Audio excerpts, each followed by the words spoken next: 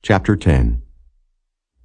Now the Philistines fought against Israel, and the men of Israel fled from before the Philistines, and fell down slain in Mount Gilboa. And the Philistines followed hard after Saul, and after his sons, and the Philistines slew Jonathan, and Abinadab, and Malchishua, the sons of Saul. And the battle went sore against Saul, and the archers hit him, and he was wounded of the archers.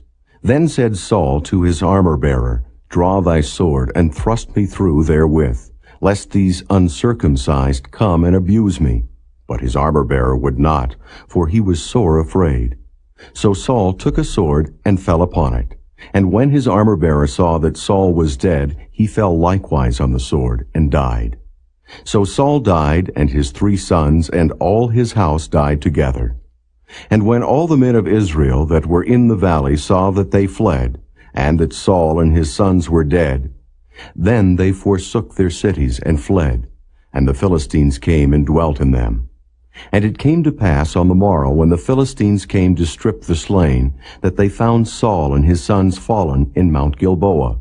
And when they had stripped him, they took his head and his armor, and sent into the land of the Philistines round about, to carry tidings unto their idols and to the people.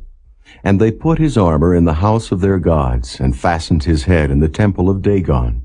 And when all Jabesh-Gilead heard all that the Philistines had done to Saul, they arose, all the valiant men, and took away the body of Saul, and the bodies of his sons, and brought them to Jabesh, and buried their bones under the oak in Jabesh, and fasted 7 days.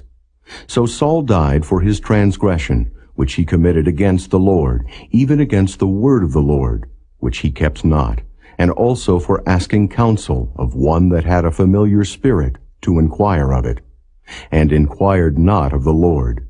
Therefore he slew him, and turned the kingdom unto David the son of Jesse.